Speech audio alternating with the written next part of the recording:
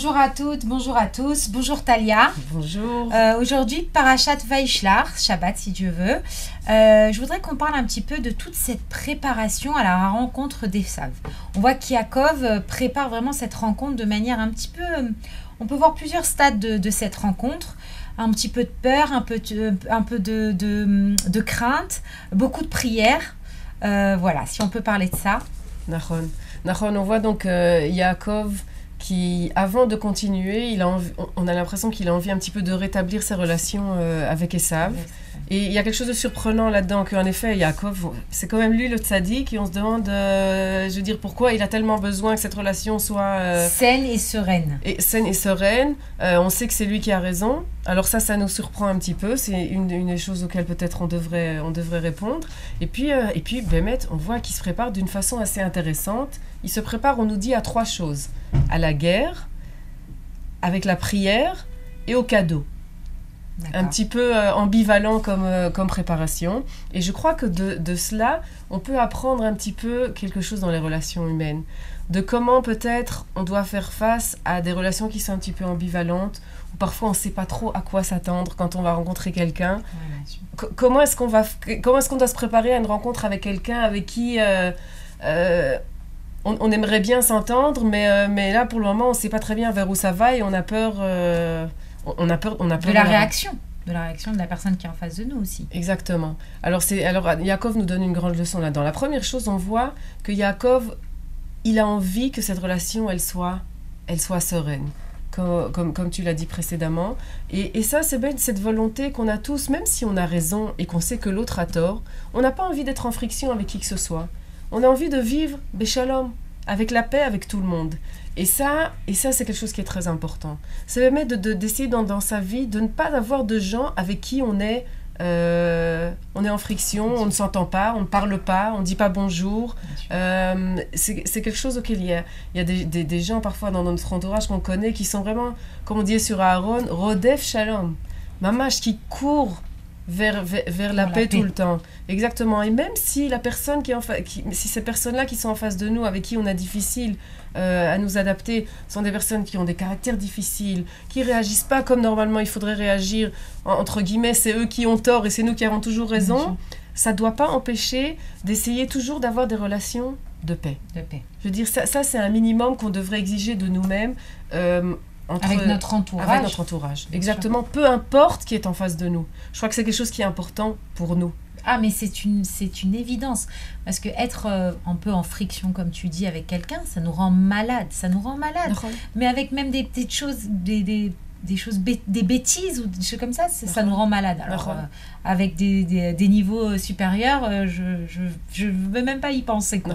Et comme on en a parlé précédemment, avant d'arriver ici, on en a parlé un petit peu du fait que Yaakov, je veux dire, il sait qu'il a raison, il sait qu'il est tzaddik, etc. Et malgré tout, il a cette crainte. Il a une crainte énorme. C'est quand même impressionnant. Aujourd'hui, c'est la grandeur pour quelqu'un qui ait peur. Il a peur quand même. On voit que dans la paracha, on voit vraiment qu'il a peur. Il n'est pas tranquille. Il n'est pas du tout tranquille. Enfin, tous les mots de la paracha nous le montrent. Mais aujourd'hui, qui va avouer qu'il a peur ? Qui ? Aujourd'hui, c'est un échec d'avoir peur. Alors que lui, on voit d'Avka que c'est un tzaddik et qu'il a peur. Mais sa grandeur, c'est de savoir qu'il a peur. Et je pense qu'on doit se le dire à chacun d'entre nous. Ne pas avoir peur. Ne pas avoir peur d'avoir des craintes. Exactement. Et ça c'est vraiment... C'est arrivé à un niveau aussi, je crois, qui se joint aussi à une humilité. Bien sûr. À savoir, on est tous des êtres humains. Si Yaakov Avinu avait peur, alors quoi ? Moi, je dois toujours celui qui a un mur comme ça, qui n'a pas de sentiments, qui ressent rien du tout et qui peut tout faire. Non. Je veux dire, ça, c'est vraiment, tu as tout à fait raison, c'est ce que vraiment on peut apprendre de Yaakov Avinu. Après ça, on voit donc qu'il se prépare à la guerre, il se prépare à la prière, il se prépare au cadeau. À la guerre, parce qu'on doit être réaliste. Il a envoyé des envoyés, Yaakov a envoyé des envoyés chez Esav pour essayer de l'intimider. Non, au contraire. Pour essayer de lui montrer qu'il a envie d'être en paix avec lui. Et les envoyés sont revenus en disant il a l'air de se préparer à la guerre et pas autre chose. Alors, il faut être prêt. Parce qu'on doit se protéger nous-mêmes, on doit faire attention à nous. Mais on voit que là, le point le plus dominant, c'est la tefila. C'est la tefila, il se prépare vraiment il prie Dieu pour que Dieu soit avec lui, pour que ça se passe bien. avant avant de rencontrer la personne, on prie. On n'oublie pas que Dieu est là, qu'il est avec nous. Et si justement nous, ce qu'on a envie, c'est le shalom, alors c'est clair que Dieu va être vraiment avec nous. Et de prier Dieu pour que ça se passe et qu'on arrive au shalom. Après, il prépare des cadeaux. Il veut donner, il veut être positif vis-à-vis des Saves. Il veut montrer son bon cœur, etc. Dans Shlomo Amelech nous écrit dans Michelet, Kemaim apanim lapanim, ken lev adam le adam. De la même façon que quand on se regarde dans l'eau, l'eau reflète notre visage. C'est la même chose aussi avec le cœur de l'homme vers l'autre homme. Et ça, je crois que c'est une leçon tellement importante, c'est de venir avec des énergies positives. Quand on va rencontrer quelqu'un avec qui on a des appréhensions à cause de la relation qu'on a avec cette personne qui est parfois controversée, eh ben de venir avec des bonnes énergies, avec des bonnes pensées, avec un bon œil, avec dans l'idée ça ira, ça se passera bien, de penser positivement, d'essayer de trouver les côtés positifs de la personne qui est en face de nous, même si elle n'est pas parfaite, on n'est pas parfait, et c'est incroyable comme ces énergies elles passent. C'est toujours impressionnant que tu vas rencontrer quelqu'un, tu pries Dieu que ça se passe bien, et puis après tu regardes la personne et tu dis en fait c'est une bonne personne, c'est vrai il a des torts, etc. Mais ça ira, on fera avec, etc. Bien. De penser comme ça, et en général c'est ça ce qui se passe. Merci beaucoup Talia de cette jolie leçon.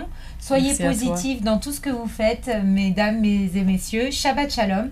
Juste une petite info, nous ouvrons, si Dieu veut, à la rentrée prochaine, un programme franco-israélien pour les jeunes filles de 18 à 20 ans. Alors si vous êtes intéressés, je mettrai toutes les informations en bas de l'écran. À bientôt. À bientôt.